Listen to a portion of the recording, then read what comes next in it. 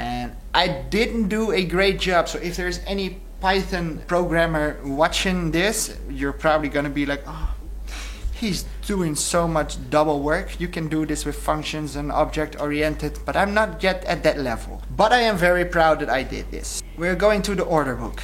That order book is the information that you can find on the website here, this list. That's the order book. They call this the order book, the sell orders or the ask orders, and this is the bid orders list. So we go to the order book. Well, it first starts with, can we even place a order? Because Poloniex has a rule that you need to have at a minimum of, in this case, 1/10 of a millibit to be ordered to place an order. If it's less than this, then you cannot even place an order. So we check if the minimum order is bigger than the amount that you want to sell worth in BTC, then you're gonna say sell order too small to place. That's usually the case when you rerun the script for the second time in a short period. And the same principle applies with buying. So if the minimum order is bigger than the sell worth, else if the minimum order is bigger than the buy worth, then you gotta stop the order and just continue to the next coin, because you cannot place the order because the order would be too small for Poloniex to fill, so you will get an error in the script. So that's just a check. So check compare minimum order and compare the minimum order with buying. If the script goes through this, so your order is big enough to be filled,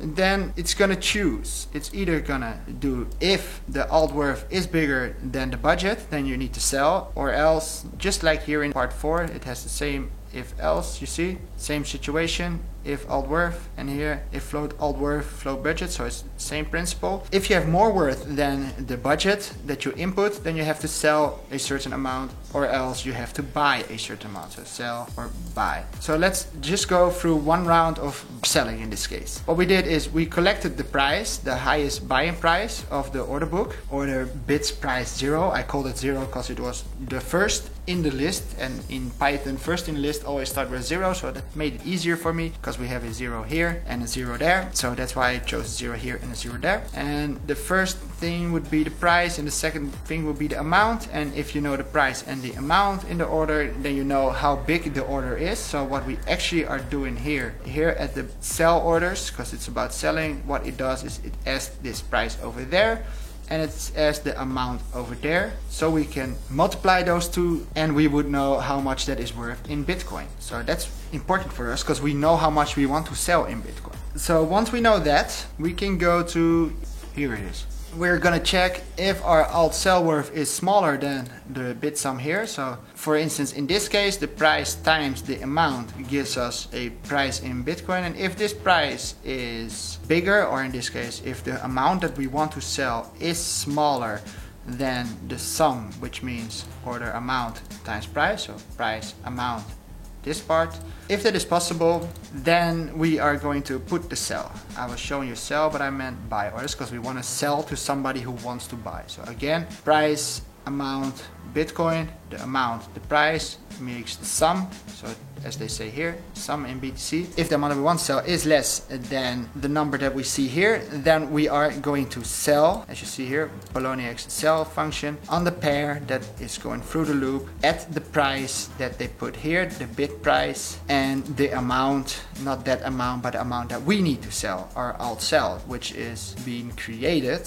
Was it in number 4? Yeah, alt sell, you see? And then the sell has been completed. So let's rerun the script again, because I've been talking way too much.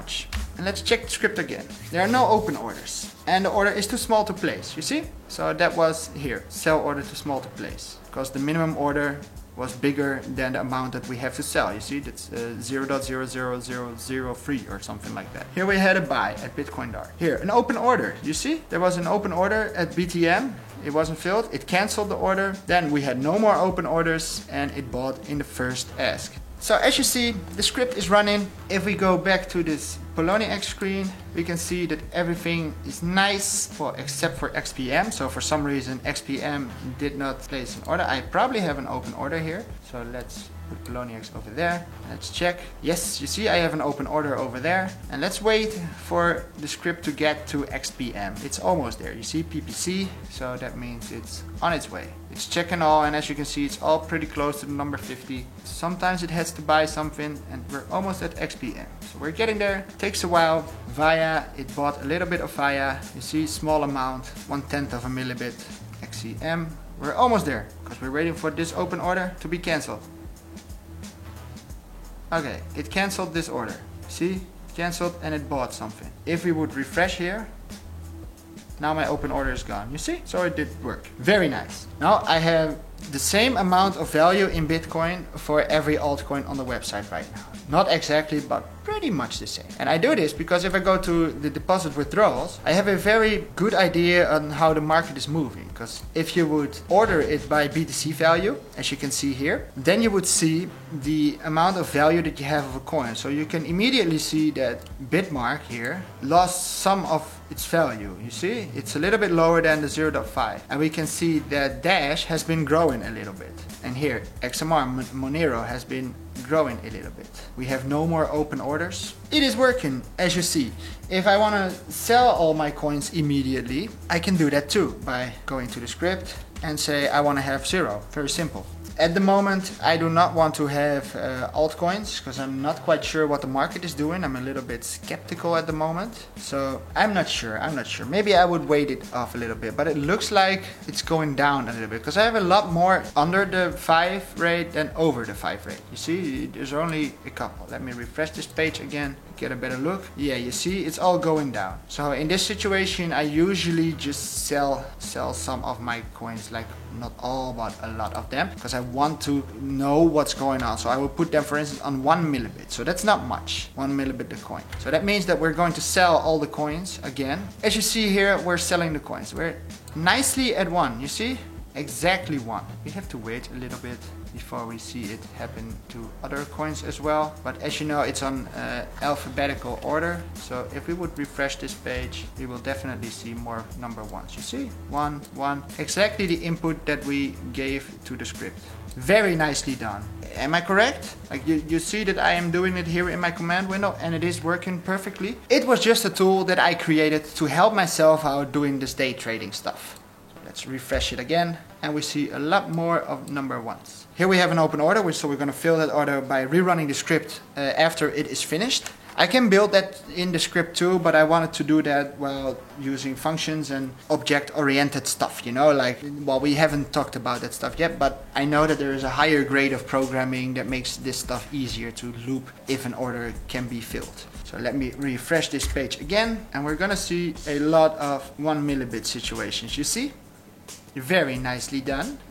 Very nice. A little bit lower, but as you see, it's aiming for that nicely 0.001 because we entered it here in our script.